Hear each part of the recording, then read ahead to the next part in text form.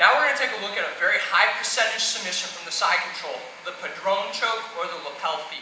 I've gotten the side control, I'm really excited. It's time to submit Marty. I have a couple other really good submissions from side control, but this one is both sneaky and very powerful. You'll have great success with it until they figure it out, and then you'll have continued success with it as they try to defend against it. It's really hard to defend against, guys. So I've got that thumb in collar, my chest is down, I'm controlling over here by the hip. Again, I like to look towards the belly. Now what I'm going to do is I'm going to unfeed my lapel on the near side, okay? The near side being the one by his hip.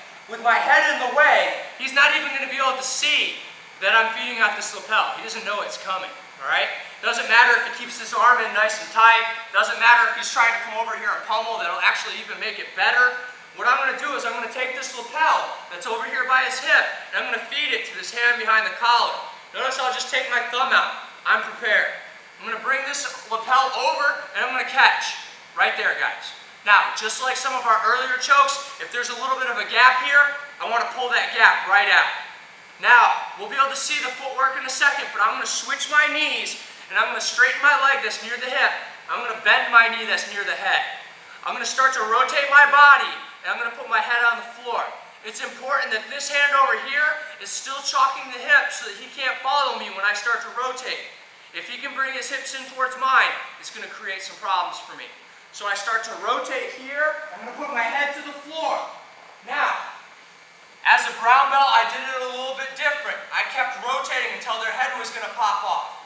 I found a little bit better way, higher percentage. What I'm going to do is I'm going to come up on my toes, and I'm going to drive forward on my head at the same time as I extend my arm.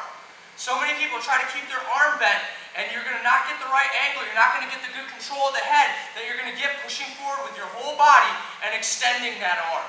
So again, I came in here, I come over, I take that slack out, I switch my knees, I put my head down, and I start to drive, and I'm straightening that arm. If it doesn't come on tight enough, keep on driving. You can get your head past his butt cheek. You don't have to stay right here by the hip. How deep you grab your lapel is going to dictate how far you have to go. Some people aren't very good at dictating how far up on their lapel they get, or maybe he started to defend. Maybe you got to put on a little bit more pressure on it. Maybe his neck is big. There are so many little factors in here that can all be solved by keeping your butt low. My butt doesn't go really high. Keeping your butt low, driving forward, and straightening that arm. Let's look at it again from a different angle. I'm in that side control position. My thumb is in the collar. My hand is chalking the hip. My head is facing his hips.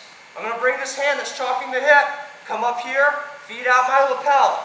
Alright? I'm going to grab it in that thumb down position at the end of the lapel, and it's going to continue to chalk the hip. You don't have to do this right away. Make him suffer in this position a little bit. Now what I'm going to do is I'm going to take that thumb out, I'm going to feed this lapel over, and my hand comes back. Notice I've still got good control in here.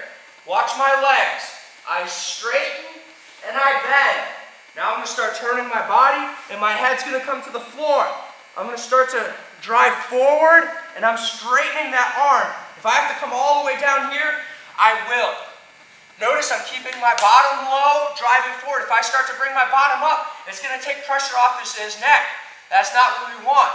Sometimes my students have said that they feel like this is kind of like a neck crank when they do it to each other. When I do it, it chokes them too. So I've had a lot of success with this. Let's look at it again from the same angle. I'm in side control. Maybe my lapel's already out. That's awesome.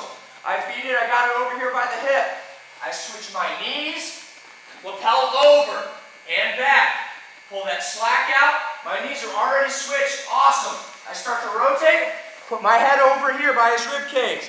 I'm going to start driving forward. Again, all the way. You can't see Marty, but Marty's tapping on the other side before I even get to here. And I'm showing you how far forward you can drive. Make sure to keep your hips low so that he can't sit up.